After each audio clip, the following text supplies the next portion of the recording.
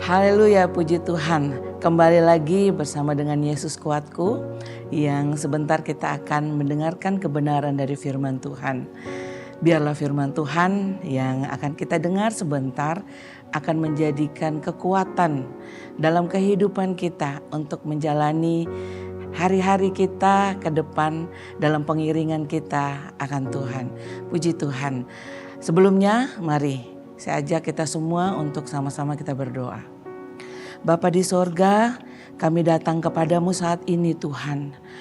Engkau yang menolong setiap kami Tuhan. Firman Tuhan yang sebentar Tuhan akan kami dengarkan Tuhan. Biarlah firman itu bekerja dalam kehidupan setiap kami, siapapun kami Tuhan yang menyaksikan tayangan ini. Tuhan yang menolong, bekerjalah Tuhan lewat firman Tuhan ini. Terima kasih Bapa yang baik, kami bersyukur, kami siap mendengarkan kebenaran dari firman Tuhan. Kami alaskan doa ini hanya di dalam nama Tuhan Yesus Kristus. Haleluya, amin. Puji Tuhan. Judul renungan kita pada hari ini adalah inseparable, yang artinya adalah tak terpisahkan.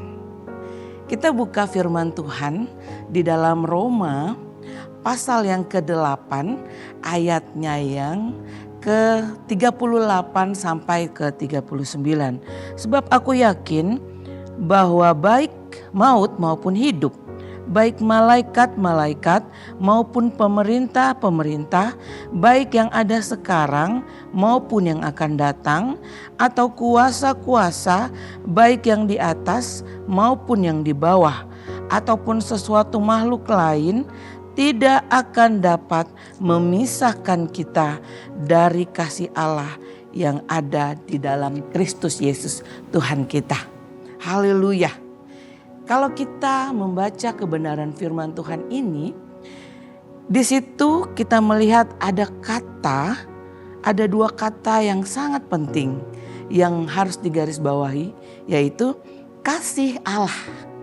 Kasih Allah ini berbicara mengenai kasih yang besar, kasih yang luar biasa. Kalau kita ingat firman Tuhan di dalam Yohanes 3 ayat 16, di situ dikatakan karena begitu besar kasih Allah akan dunia ini, sehingga ia telah mengaruniakan anaknya yang tunggal, supaya siapapun atau barang siapa atau orang siapapun percaya, dia akan diselamatkan dan memperoleh kehidupan yang kekal. Puji Tuhan, kasih Allah ini berbicara mengenai pemberian yang luar biasa. Kasih Allah ini berbicara mengenai pemberian yang paling berharga. Sehingga kalau kita pernah dengar mengenai lambang dari kasih itu adalah memberi. Bukannya menerima, tetapi memberi.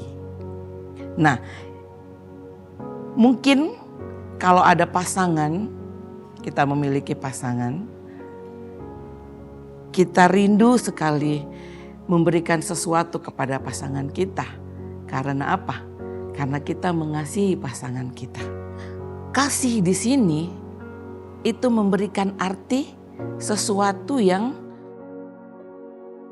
tidak hitung-hitungan, sesuatu yang rela berkorban, sesuatu yang tidak pelit. Kasih itu, kalau kita lihat dalam Yohanes 3 ayat 16, adalah memberi. Memberi dengan pemberian yang paling berharga. Puji Tuhan. Nah, ia memberikan anaknya yang tunggal kepada setiap kita. Itu adalah pemberian yang luar biasa. Karena kasih Allah yang begitu besar dalam kehidupan kita. Kita lihat bahwa kasih yang ditunjukkan kepada Tuhan ini dengan cara, kalau kita lihat dalam Yohanes pasal yang ketiga ayat yang ke-14, di situ ada kata Yesus ditinggikan. Yesus ditinggikan ini diartikan yaitu adalah Yesus disalibkan. Dalam 1 Yohanes 4 ayat 9 katakan, dalam hal inilah kasih Allah dinyatakan di tengah-tengah kita, yaitu bahwa Allah telah mengutus anaknya yang tunggal ke dalam dunia supaya kita hidup olehnya. Berapapun jahatnya kita, apapun yang kita lakukan yang mungkin tidak berkenan di hadapan Tuhan, Tuhan tetap mengasihi kita semua. Di dalam Roma 5 ayat 8 katakan, akan tetapi Allah menunjukkan kasih-Nya kepada kita oleh karena Kristus telah mati untuk kita ketika kita masih berdosa. Kita lihat di sini bahwa Tuhan mengasihi kita bukan saat kita sempurna, tetapi pada saat kita berdosa juga. Kasih Allah tidak terbatas dalam kehidupan kita. Dalam firman Allah, Alkitab mengingatkan kita bahwa tidak ada yang dapat memisahkan kita dari kasih Allah ini. Bukan penderitaan kita, bukan kegagalan kita, bukan masa lalu kita, bukan kelemahan kita. Mungkin hari ini setelah kita mendengarkan firman Tuhan, pergumulan kita masih sama seperti sebelumnya. Mungkin masalah kita belum selesai-selesai. Mungkin doa-doa kita belum terjawab. Hati kita masih terasa berat dalam kehidupan ini.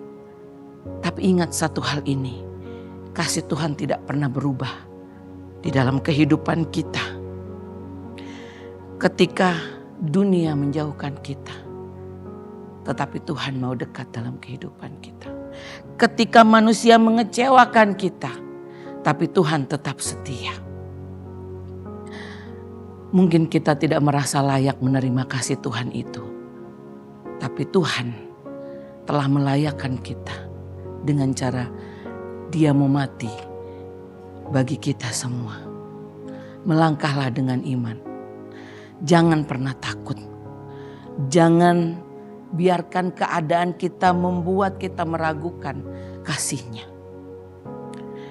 Kita tidak pernah sendirian. Dia ada bersama-sama dengan kita. Itu sebabnya tidak ada satupun yang dapat memisahkan kita dari kasih Tuhan. Haleluya. Puji Tuhan, firman Tuhan sampai di sini. Biarlah setiap kita boleh tetap kuat di dalam Tuhan. Karena Tuhan tidak akan pernah menyerah pada saya dan saudara. Haleluya. Mari kita berdoa. Bapa di sorga, saat ini kami datang kepadamu Tuhan. Kami bersyukur kami memiliki Allah yang luar biasa seperti Engkau. Memiliki kasih yang tidak terbatas. Memiliki kasih yang kuat.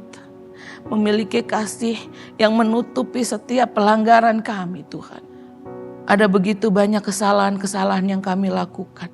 Tapi Engkau tetap mau mengasihi kami. Karena Engkau Allah yang luar biasa. Kasih itu yang menjembatani kami dengan Engkau Tuhan. Sehingga tidak ada lagi batasan. Tidak ada lagi yang dapat memisahkan kami dari kasih-Mu Tuhan. Terima kasih Bapa yang baik. Engkau yang menjamah setiap hati kami saat ini. Dimanapun kami berada.